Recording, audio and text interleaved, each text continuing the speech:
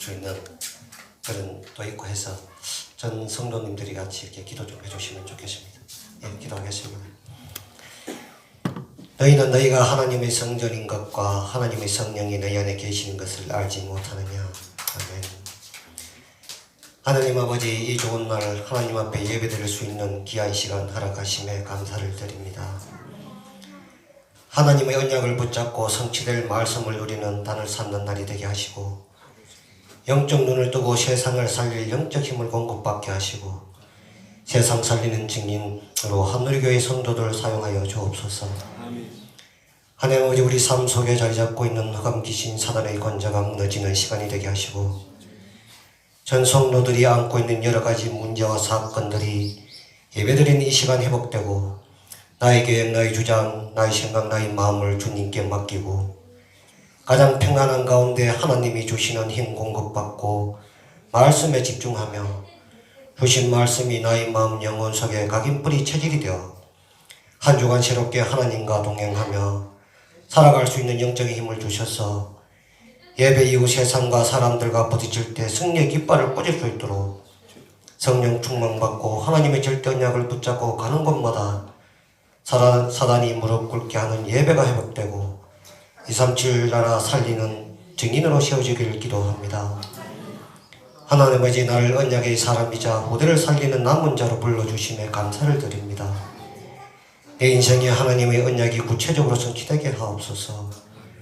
하나님과 소통하는 서밋타임을 통해 집착과 분열 중독을 취하게 하시고, 생각, 마음, 내가 마음과 연결되어 있음을 알고 지극히 선한 이들을 분별하며 그리스도가 주인되는 서밋 자세를 갖추고 응답받고 서밋 그릇을 준비하게 하옵소서. 하나님 아버지, 교회 리모델링으로 여러가지 악조건 속에서도 말씀을 흐름 속에 있게 하시고, 예배를 통해 전 성도가 교회 리모를 놓고 기도하는 가운데 성전 리모델링이 완성되었습니다. 더 좋은 환경, 더 좋은 여건 속에서 예배드릴 수 있도록 인도하신 하나님, 감사와 찬양과 경배를 드립니다. 하늘의 교회 흩어진 자들이 모여 기도하는 교회로, 오직 복음만 전하는 교회로 이곳에서 예배드릴 때 개인과 가문이 살아나고 영적 문제들이 해결되고 이 완전한 복음을 천하 만민에게 전하는 전도자의 삶을 살게 하옵소서. 하나님 아버지, 북한을 놓고 기도합니다. 하나님 아버지, 최근 들어 남북관계가 최고 취약화되어 가고 있는 상황입니다. 전 세계 유일무이하게 분단 국가로 지금까지 두신 하나님의 분명한 계획이 있으리라 믿습니다. 북한 공산주의 주체 사상이 무너지고 하시고 민주화가 되어 북한에서도 마음껏 이 복음이 전파되고 복음을 누리며 자유롭게 기도할 수 있는 그날이 속히 오리라 믿습니다. 남북이 복음으로 통일되어 서로 왕래하며 하나의 민족, 하나의 공동체로 세계 복음화에 쓰임받는 나라 되기를 기도합니다. 하나님 아버지, 하늘의 교회 한덕수 목사님께 성령 충만 주셔서 하나님이 하시는 일꾼으로 세워주시고 말씀 선포되는 이 현장과 동네 전 지역 전 분야에 사단의 권자가 무너지고 하나님 나라 임하게 하시고 가는 곳마다 전도 제자가 세워져 지속적인 말씀 운동이 확산되어 237 나라 살릴 중심 역할을 담당하는 한누리 교회 이 동해가 될 수 있도록 믿음 충만, 지혜 충만 주시고 오르게 회복되게 하옵소서. 사랑의 하나님 아버지, 세 분의 선교사님을 놓고 기도합니다. 기도하는 이 시간, 시공간을 초월하시는 하나님께서 선교 현장에 역사하사 그 지역에 흐르는 모든 흑암이 무너지게 하시고 선교사님들에게 하나님이 주시는 지혜와 지식이 가득 차고도 넘치며 하나님이 주시는 영적인 힘으로 선교 현장을 살리며 하나님의 은혜와 하나님의 능력이 선교 현장에 그대로 성취되기를 기도합니다. 하나님의 군과 해경을 놓고 기도합니다. 군 현장과 해경 현장의 흑암 재앙이 무너지고 그리스도의 빛이 비치게 하시고 복음 가진 군목들이 세워지고 예비된 전도 제자가 세워져 지속적인 말씀 운동이 일어나 영적 문제 안고 있는 인원들에게 복음이 전파되어 하나님 떠난 근본 문제가 해결되어 사회로 들어가 이 시대 살릴 증인으로 세워지기를 기도합니다. 교회 내 기관들을 축복하여 주옵소서. 하나님 아버지, 하늘의 교회 렘넌트들이 싸우지 않고 승리하는 이 사회의 언약을 가지고 매일 예배의 축복을 놓치지 않는 렘넌트가 되게 하옵소서. 지금도 살아계시고 우리와 함께 하시는 예수 그리스도 이름으로 기도합니다. 아멘.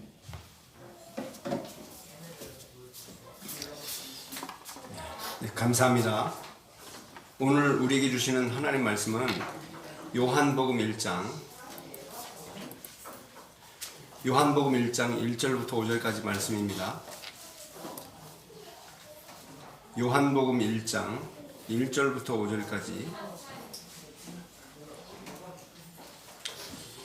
5절 말씀을 제가 봉독해 드리겠습니다.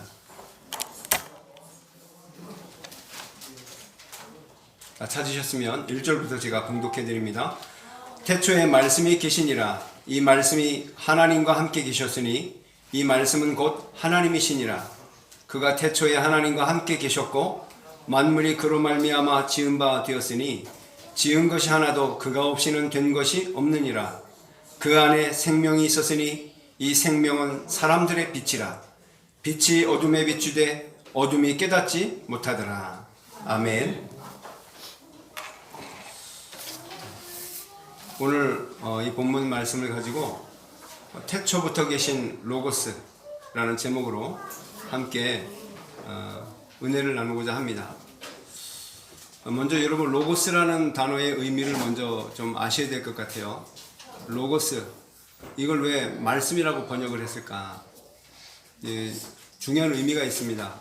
여러분 이 로고스는 원래 이게 요한복음이 기록된 것이 헬라어로 기록이 되어 있어요. 근데 여러분 헬라 문화에서는 로고스라는 단어가 굉장히 특별하게 사용됩니다. 어떤 때에 사용되느냐 하면 물론 논리, 이성 또는 아주 뛰어난 말재주 이런 단어로 이제 사용이 됐습니다만은 근데 거기 근본 핵심 사상에는 뭐가 담겨져 있냐면 우주의 근원, 이 로고스는 우주의 근원, 만물의 근원.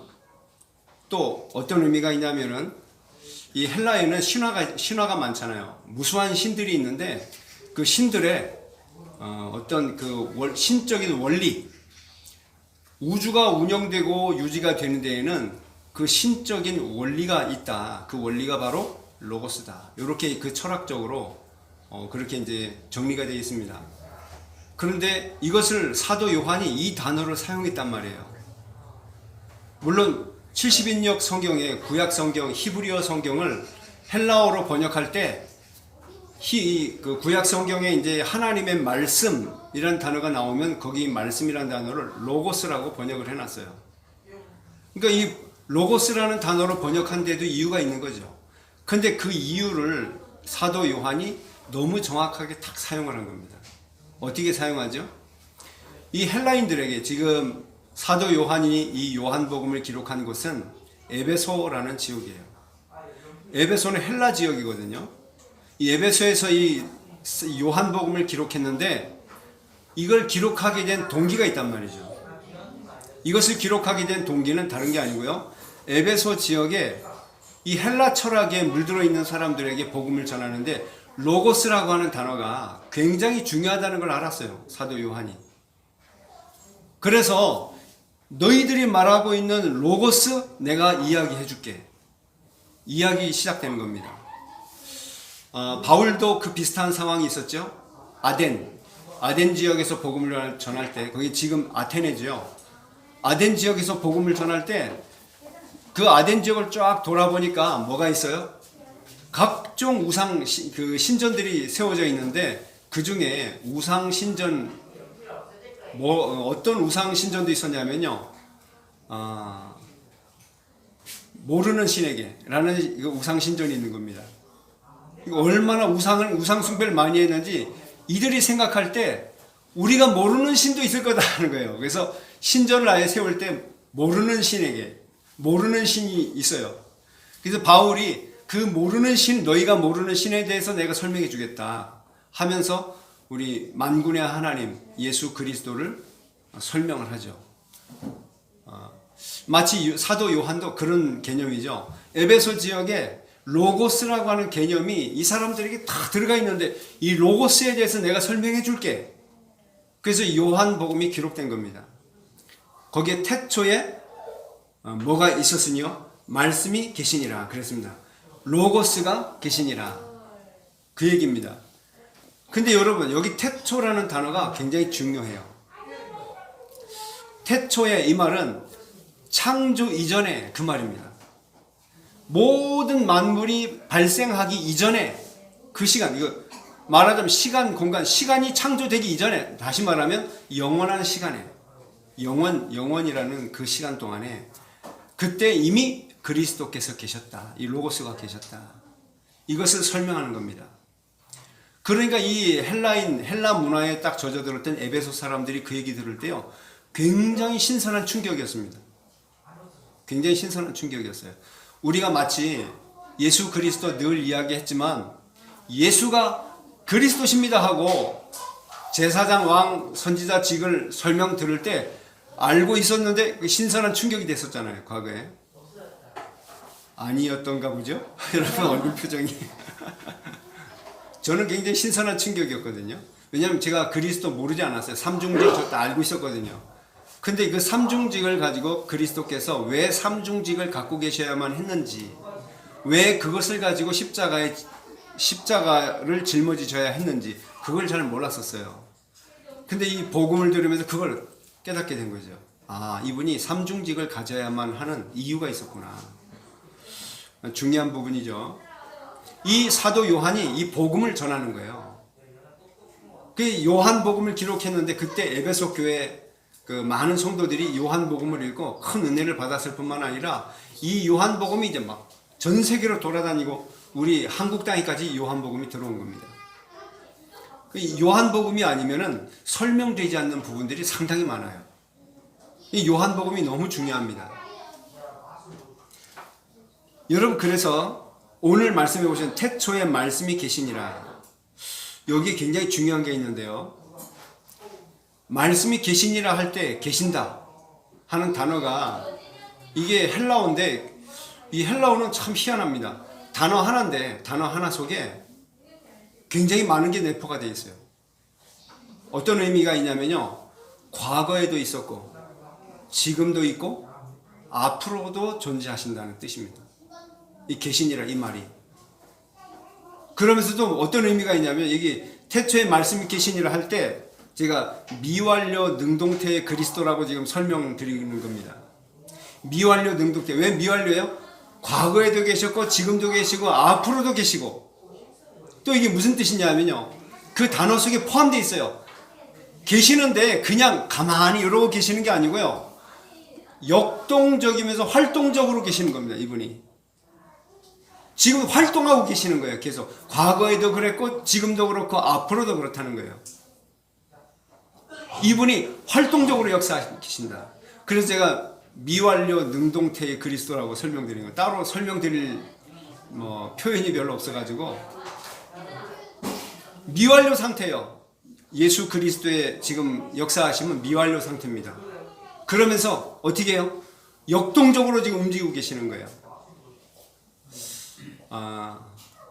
제가 누구를 만나보면 명확하냐면요, 선교 현장에서 고생하고 계시는 선교사님들 만나보면 이 굉장히 활동적으로 주님이 역사하고 계신다는 것을 느끼게 돼요.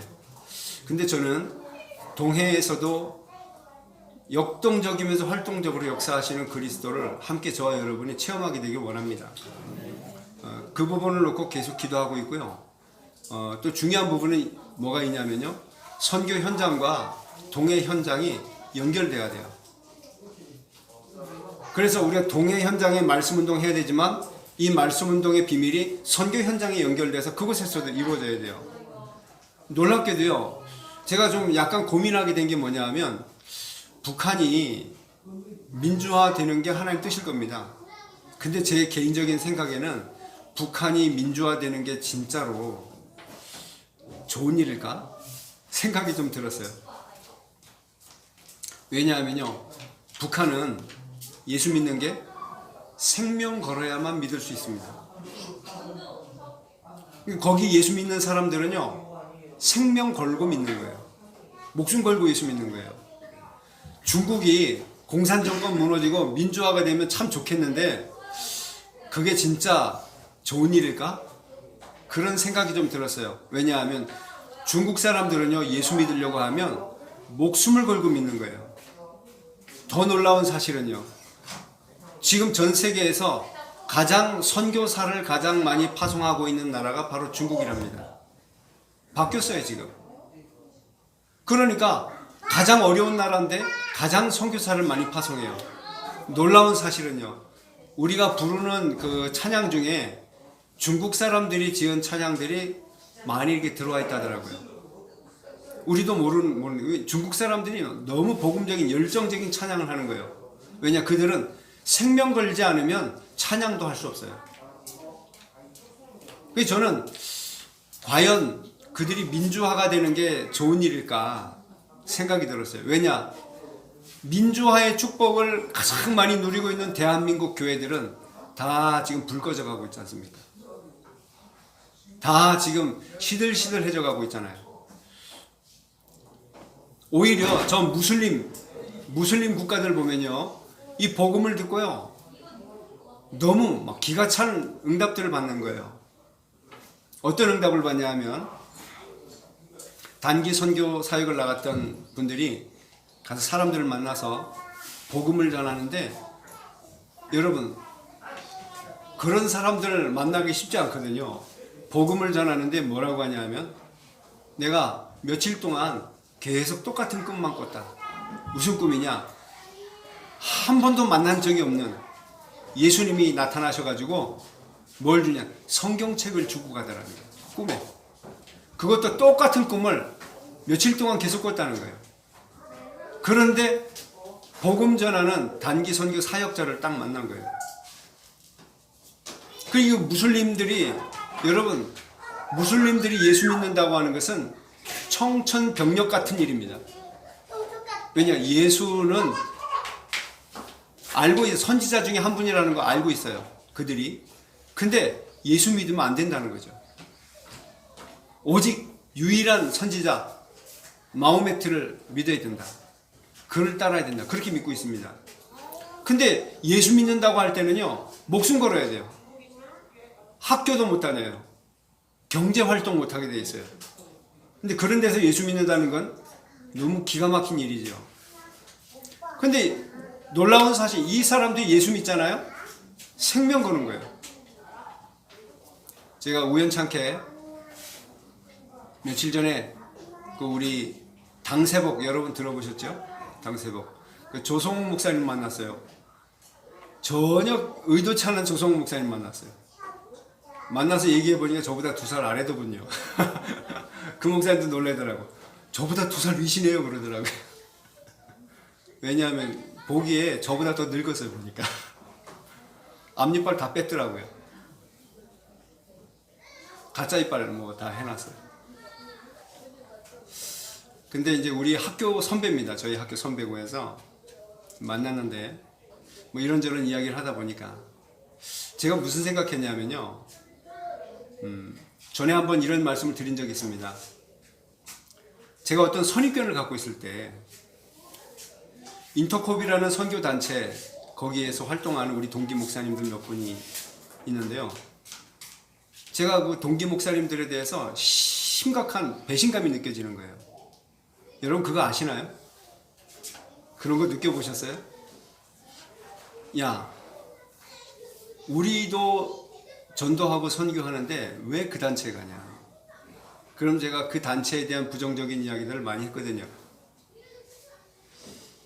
근데 그 친구가 저한테 몇 번을 이야기하는 거예요. 와서 여기 목회자 비전 스쿨이 있는데 한번 참석해봐라. 그래서 제가 이제 한번 가보게 됐죠. 가서 보고 듣고 하면서 이제 선입견이 딱 깨지는 겁니다. 제가 왜 그 생각을 했냐면요, 너무 기분이 안 좋아요. 제 친구가 그 단체에 가 있다는 게 너무 막 마음이 힘들고 배신감이 느껴지는 거예요.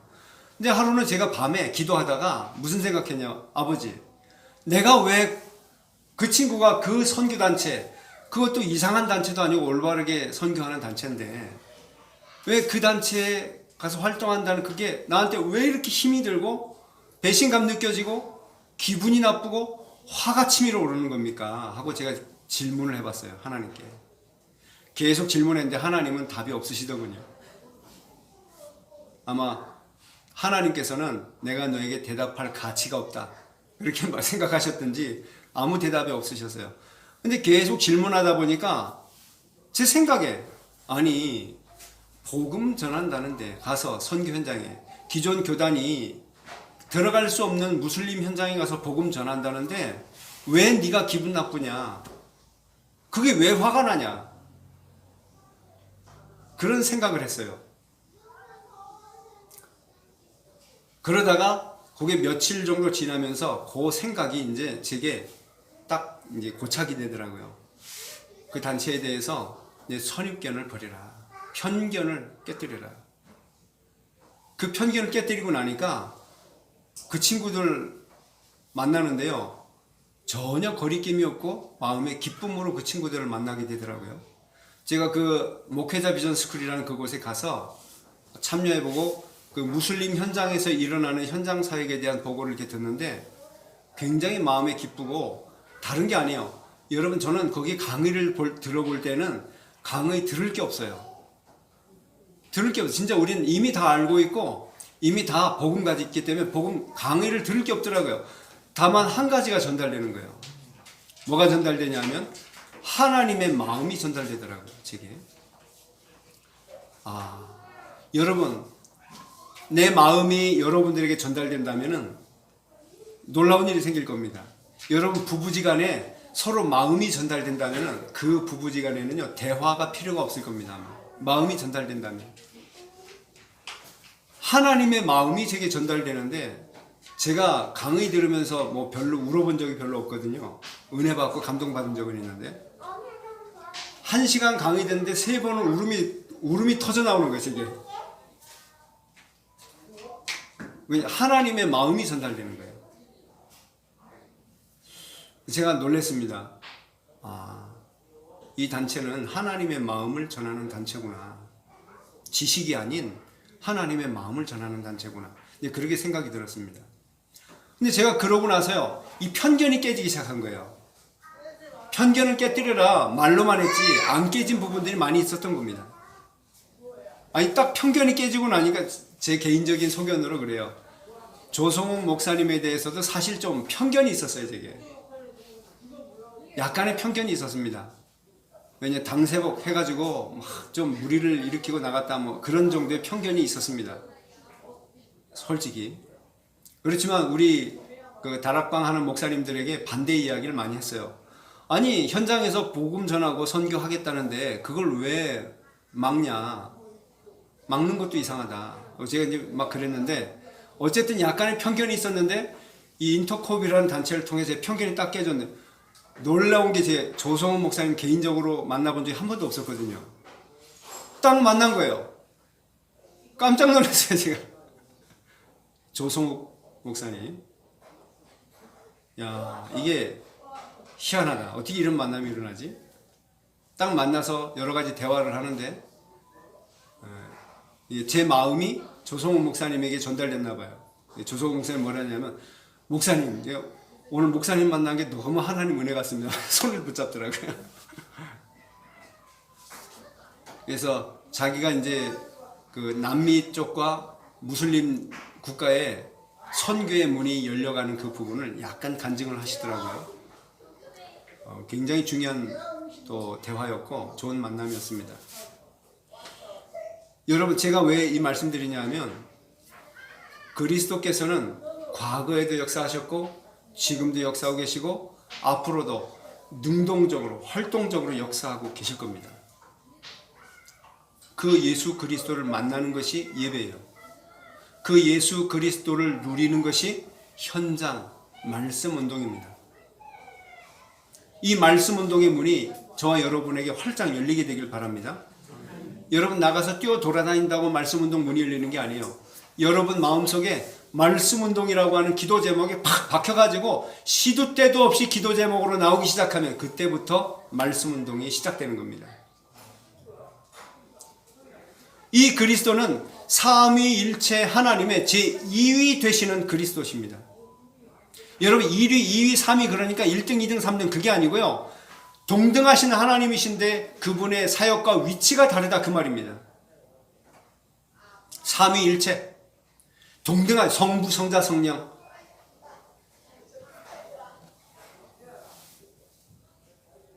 여러분, 이 그리스도는요, 로고스 되신 이 그리스도는 완전하신 인격의 하나님, 인격의 그리스도십니다. 인격체이신 그리스도예요.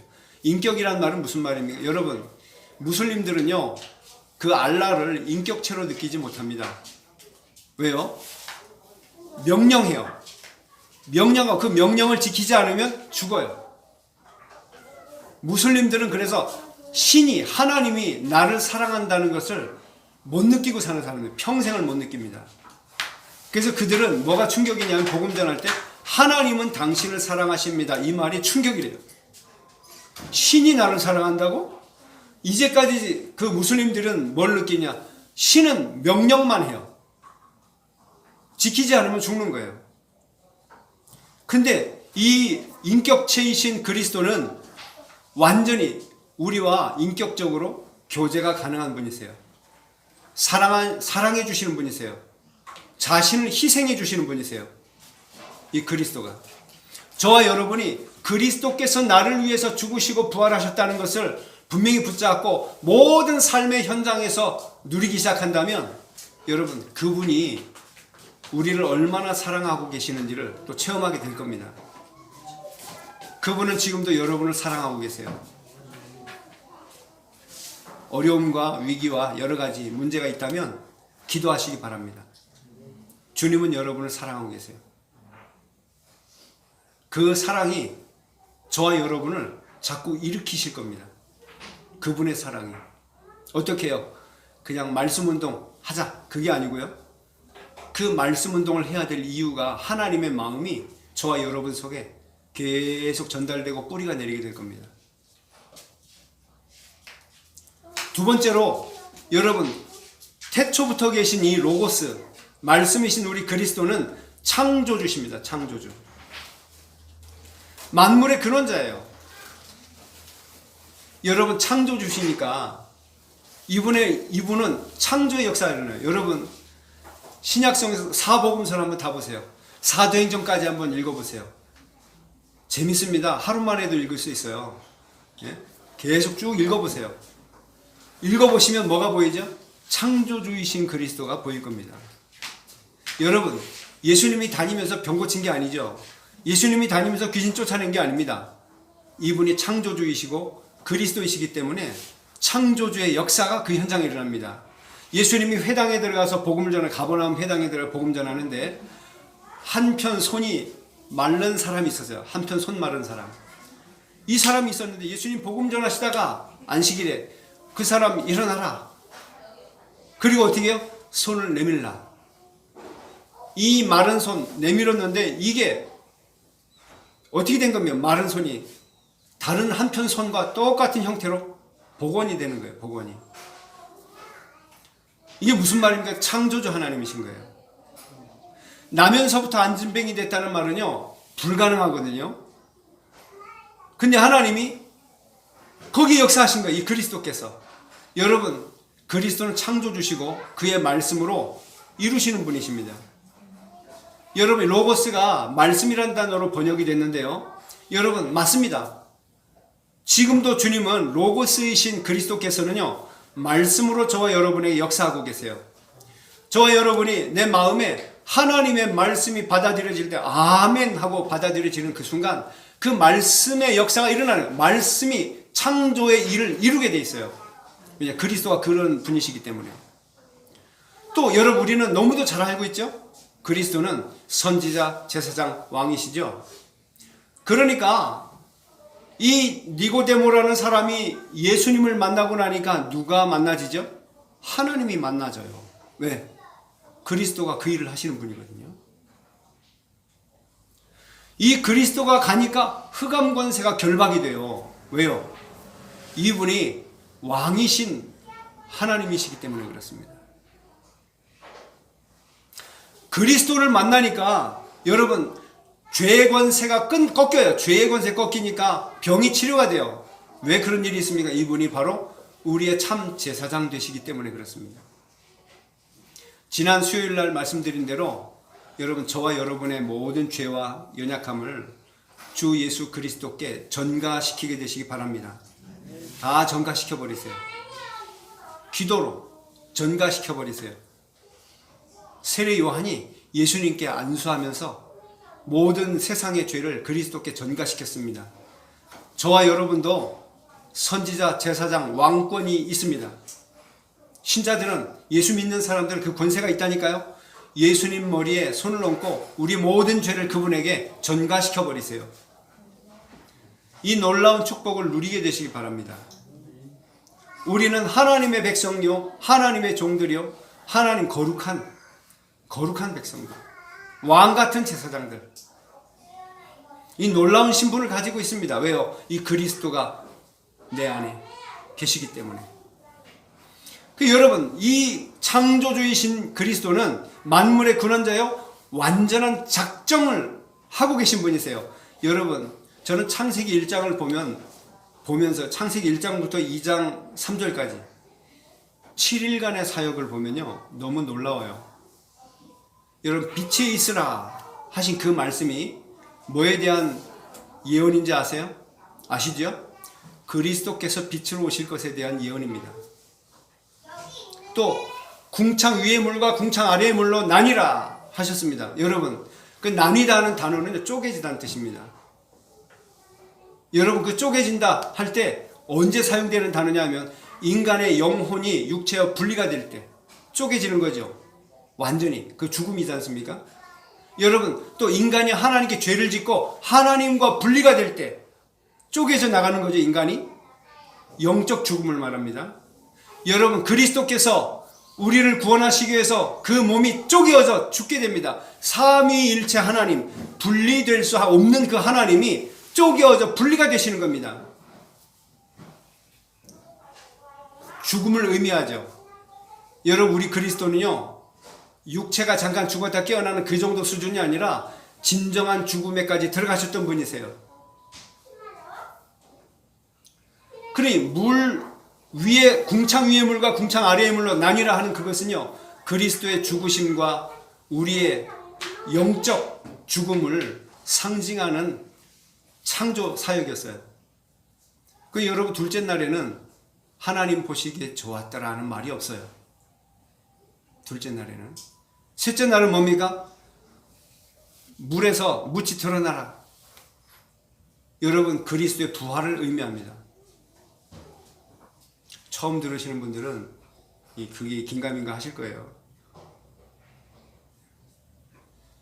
여러분, 일곱째 날에 그 모든 사역이 그리스도께서 이 땅에 오셔서 하실 7가지 사역에 대한 명확한 예언이에요. 저와 여러분이 예수 그리스도를 붙들고 그분 안에 들어가게 될 때 참된 안식을 얻게 됩니다. 그것은 우리가 영원한 하늘의 안식을 얻을 것에 대한 예표이기도 합니다. 놀라운 이야기예요. 놀라운 이야기. 그러니까 그게 작정하심이 없이는 그런 창조가 이루어질 수가 없어요. 작정하셨다니까요. 우리 장로님 아까 또 수술하는 문제를 놓고 기도를 부탁하셨는데요.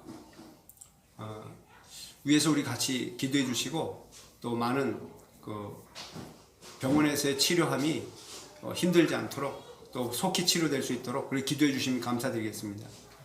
근데 또 중요한 건요, 그 병이 하나님의 작정하심 속에 있습니다. 그 일을 통해서 하나님이 이루고자 하는 계획이 있으실 겁니다. 그것을 찾고 그것을 누리는 것이 우리 장로님이 해야 될 숙제입니다. 분명해요. 완전한 작정이 있다니까요. 여러분, 제가 저희 집사람 만나서 결혼했는데 처음에 몰랐는데요, 시간 지나면서 엄청 싸우게 되는 거예요. 싸워도 보통 싸우는 게 아닙니다. 제가 놀랄 지경으로 싸우게 되는 거예요. 그래서 제가 참 어떻게 해야 되는가 모르겠더라고요. 근데 그거를 어느 날 하나님께 계속 기도하는 중에 기도하는 중에 어떤 답을 딱 주시느냐면요, 너희 집사람의 모든 구원 계획을 지금 이루고 있는 중이다. 그렇게 깨닫게 하시는 거예요. 그럼 저보고도 너를 향한 구원 계획도 지금 이루어지고 있다. 또 한 가지 고민이 있었어요. 제 고민이 뭐냐 하면, 제가 아들만 보면 화가 나는 거예요. 제 아들만 보면 화가 나서 자꾸 야단을 치게 되는 거예요. 자꾸 야단을 치는데 제가 걱정이 돼요. 제가 스스로. 이러다가 애 삐딱해지는 거 아닌가? 너무 걱정이 돼요. 그래서 하나님께 계속 기도해요. 아들을 놓고 기도하고, 하나님, 제가 저 아들만 보면 화가 치밀어 올라서 자꾸 야단치게 되는데 어찌할 바를 모르겠습니다. 계속 기도하다 보니까 하나님 제게 깨달음과 믿음을 탁 주시는 거예요. 네가 네 아들을 혼낸다고 생각했지? 그게 하나님의 완벽한 계획이 있다. 어떤 계획인데요? 제가 그걸 물어봤어요. 어떤 계획이 있는 겁니까? 하고 하나님께 여쭤봤습니다. 계속 질문했더니 제가 깨닫게 하시는 겁니다. 놀라운 걸 깨닫게 하셨어요. 그 아이를 앞으로 세계 복음화하는 전도자로 하나님 세우실 건데, 그 아이의 인격과 성품을 만들어가고 있는 중이다. 근데 그때 제가 번뜩하고 떠오르는 거예요. 아, 그 일을 하는데 내가 악역을 맡았구나. 아들을 계속 혼내는 거예요. 악역을 맡았구나. 왜냐하면 저희 아들이 아마 저 같은 사람을 집에서 안 만나고, 집에서 제가 만약에 아주 성실하고 착하고 우리 아들만 보면 우리 아들 이런 사람이었으면 아마 학교나 사회생활 할 때 아주 못된 인간 만날 겁니다. 왜냐, 그 인격을 다듬고 만들어야 되거든요. 좀 물러터진 게 있어요, 또. 그래서 하나님 나를 쓰고 계시는구나. 그 전에는 내가 왜 이러네, 영적 문제가 심각한가, 내가 귀신 들리는가, 이 정도 생각이 들 정도로 심각한 걱정이 되는 거예요. 그러고 나서부터는 제가 마음 놓고 혼내기 시작했어요. 근데 더 놀라운 건요, 마음 놓고 혼내기 시작하니까 어느 날부터 제가 혼내는 걸 지금도 혼냅니다. 많이 혼내는데요, 옛날에 비해서는 정말로 혼 안 내는 거예요. 진짜 그게 많이 줄어들더라고요. 이게 하나님 뜻이구나. 여러분, 하나님의 완벽한 작정하심이 있습니다. 여러분, 우리를 한누리교회에서 함께 만나게 하고 예배드리게 하신 이유가 뭐죠? 하나님의 완벽한 작정이 있으십니다. 근데 어느 정도로요? 하나님은 역동적으로 활동하시는 하나님이세요. 오늘 2절 말씀에도 보니까 그가 태초에 하나님과 함께 계셨고, 여러분, 삼위일체 하나님 함께 계셨는데 어느 정도 역동적으로 활동하시면서 함께 하시는 거예요. 이 삼위일체 하나님이요. 굉장히 중요하죠? 그러면서 이분이 3절에 보시면 만물이 그로 말미암아 지은 바 되었으되 지은 것이 하나도 그가 없이는 된 것이 없느니라. 여러분, 지금도 주님은 창조 사역을 하고 계세요. 예수 그리스도를 만나고 그분을 붙잡는 자에게는 하나님 재창조의 역사를 이루십니다. 놀라운 거예요. 여러분, 하나님은 동해를 재창조하기를 원하시는 거예요. 말씀 운동, 재창조의 역사 하나님 이루기 원하시죠. 그 세 번째, 그래서 하나님은 4절 보시면요, 그 안에 생명이 있었으니, 그리스도는 생명의 빛이신 그리스도십니다. 그 안에 생명이 있었으니, 여러분이 말씀 안에 생명이 있습니다. 예수 안에 생명이 있습니다. 그래서 예수님이 나는 길이요 진리요 생명이니 나로 말미암지 않고는 아버지께로 올 자가 없느니라. 예수님 안에 생명이 있습니다. 여러분, 이 생명이 있다는 말이 무슨 말입니까? 생명은 죽음의 반대말 아니에요? 왜 생명이 있다는 말을 강조하시는 거죠? 여러분, 지금 이 땅에는 죽음이 들어와 있기 때문에 그렇습니다. 무슨 죽음인데요? 세 가지 죽음이에요. 첫 번째 뭐죠? 여러분, 인간이 죄 때문에, 죄로 말미암아 하나님과 분리가 된 영적 죽음이 와 있습니다. 여러분, 이 영적 죽음의 문제 해결할 길이 없어요. 이 영적 죽음 때문에 누가 역사합니까? 사탄이 역사합니다. 이 영적 죽음의 상태 때문에요, 지옥의 권세에 붙들리게 되었습니다. 이 영적 죽음의 문제 때문에 인간은 사는 날 동안에 자기도 알 수 없는 저주와 재난과 재앙을 계속 당하게 되는 것입니다. 오늘 정말로 깨어나게 되시기 바랍니다. 영적 부활을 누리게 되시기 바랍니다. 이 영적 죽음의 상태에 지금 빠져 있어요. 두 번째 죽음이 뭐죠? 인간은 원래는 죽지 않는 존재였어요. 영원한 존재였습니다. 인간은요, 육체와 영혼이 분리가 되는 육체적인 죽음이 오게 됐습니다. 세 번째 죽음이 오게 됐는데, 이 세 번째 죽음이 심각합니다. 이건 뭐죠? 하나님과 분리가 된 인간은 영원한 지옥으로 들어가는 영원한 사망에 이르게 돼요. 영원한 죽음이에요. 영원한 죽음. 여러분, 죽음이라고 하니까 의식을 완전히 잃어버린 상태, 아무것도 없는 상태라고 여러분 생각할 수 있습니다. 그렇지 않습니다. 의식과 모든 것은 그대로예요. 단지 영원한 죽음이라는 건 뭐죠? 하나님과 완전히 분리된 상태로 들어가게 되는 거예요. 그게 지옥입니다. 거기서는 죽고 싶어도 못 죽어요. 영원한 죽음, 거기에 들어가게 되는 거예요. 여러분, 이 생명이라는 말은요, 하나님의 아들 예수 그리스도가 이 생명의 빛으로 오셨다, 이 말은 이 사망 권세를 완전히 깨뜨리신 분이시다, 그 말입니다. 여러분, 그래서 이번 한 주간 동안에 오직 예수 그리스도 바라보시다가 우리의 삶 속에 들어와 있는, 저와 여러분 삶의 현장에 들어와 있는 그 사망 권세가 깨지는 것을 보게 되시기 원합니다. 진짜로요. 여러분, 그 일주일 동안 그 사망 권세가 깨지는 것을 정말로 체험하셔야 돼요. 그래서 뭐죠? 예수 그리스도를 믿고 있는, 예수 그리스도를 붙잡은 내게 영적 부활이 있음을 체험하셔야 돼요. 사도 바울이 그랬죠? 내가 그리스도와 함께 십자가에 못 박혔나니. 여러분, 저와 여러분의 자기 주장, 자기 고집, 자기 계획 다 죽는 체험이 있으시기 원합니다. 그러면 어떻게 돼요? 이제 내가 사는 것이 아니요 내 안에 그리스도께서 사시는 것이라. 내가 이제 육체 가운데 사는 것은 무엇을 위해 산다고요? 나를 위해 자기 몸을 버리신 하나님의 아들을 믿는 믿음 안에서 사는 것이라. 이게 영적 부활입니다.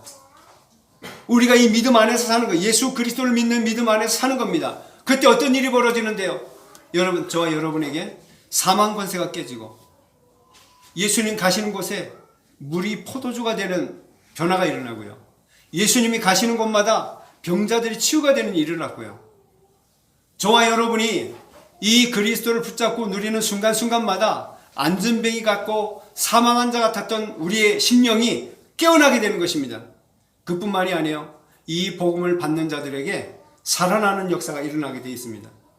이게 생명의 빛이십니다. 창세기 1장 3절에 그걸 말씀하셨죠. 그래서 빛이 있으라 하심에 빛이 있었고, 여러분, 주님은 지금도 저와 여러분들에게 말씀하시는 겁니다. 빛이 있으라. 이 빛을 누리기 원합니다. 그래서 영원한 생명 누리기를 원하시는 거예요. 오늘 4절 말씀에 보시면은 이 생명은 누구의 빛이라고요? 사람들의 빛이라 그랬습니다. 여러분, 말씀 안에 생명이 있습니다. 생명은 사람들의 빛입니다. 빛이란 말은 뭐예요? 어두움을 비추는 것이죠. 빛이란 말은 어두움이 있다는 뜻입니다. 창세기 1장 2절에 보시면은 혼돈과 공허와 흑암이 깊음 위에 있었고 그랬죠.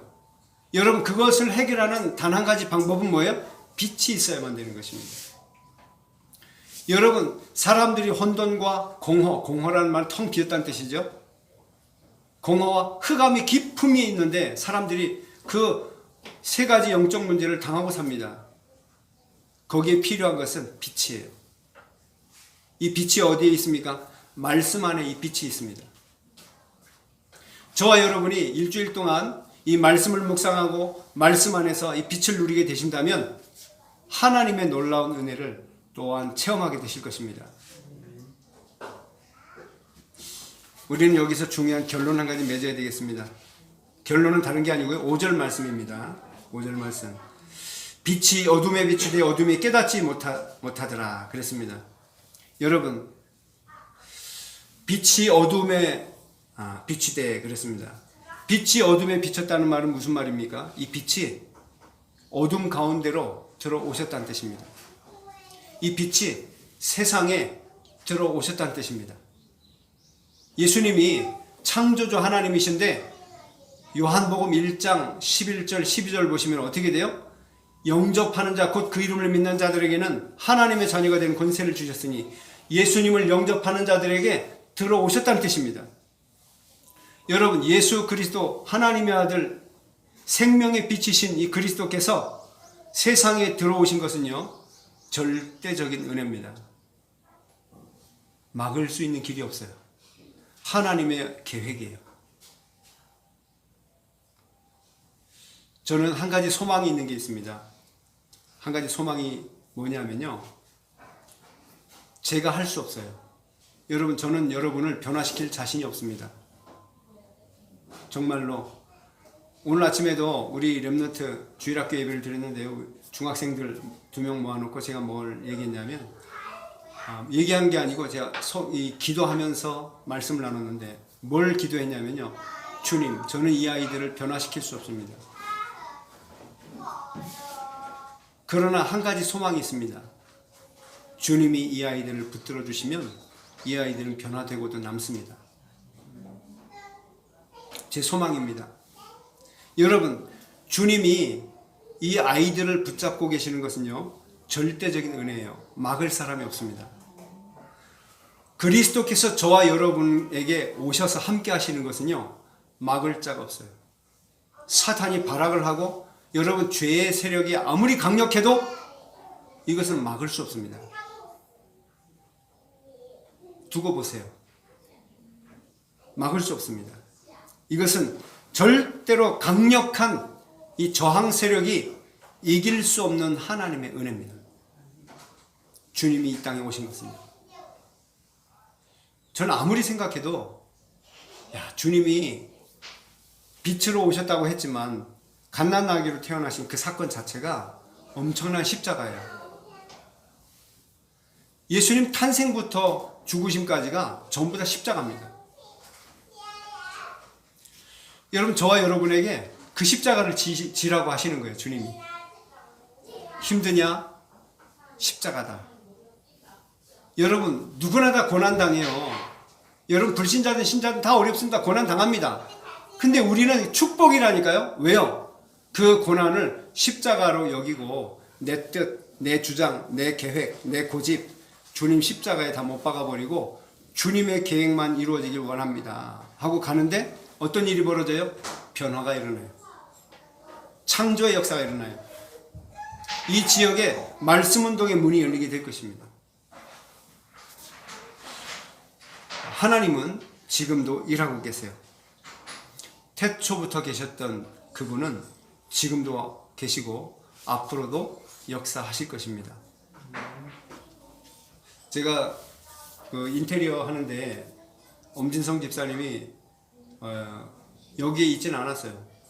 근데 계속 전화로 그 업자들하고 소통하면서 이 일이 이루어져 갔거든요. 물론 이게 뭐 순탄하지가 않았어요. 지금 벌써 4주째 아닙니까? 거의 다 끝났는데 아직 마무리 완전히 끝나지는 않았어요. 근데 제가 보면서 만약에 이거를 내가 했으면 다 못했을 거다 하는 생각이 들더라고요. 저희 엄 집사님이 하니까 저 이 정도 됐지 엄청 스트레스 받았을 것 같아요. 엄 집사님. 근데 제가 그것도 하는 감사한 게 뭐냐면 저 엄 집사님 성격이 또 그래요. 그 성격이 아니면 이게 다 못했을 것 같다 생각이 들어요. 제가 왜 이 말씀 드리냐면 우리 예수님의 성격이 그렇다니까요. 주님이 못 견딘다니까요. 안 오고는 못 견뎌요. 우리를 변화시키지 않고는 못 견디시는 분이세요. 그분을 신뢰하시기 바랍니다. 신뢰하심으로 한 주간 동안에도 누리시고 우리 하나님이 얼마나 우리를 사랑하시는지 한 주간 동안에 체험하게 되시기를 예수님의 이름으로 축복합니다. 기도하겠습니다. 하나님, 태초부터 계신 주님이 우리와 지금도 동행하고 계심을 감사합니다. 주님이 분명히 우리를 증인되게 하시겠다고 말씀하셨고, 주님이 성령을 기름 붓듯 부어주시겠다고 약속하셨고, 주님이 우리를 통해서 지역과 가정과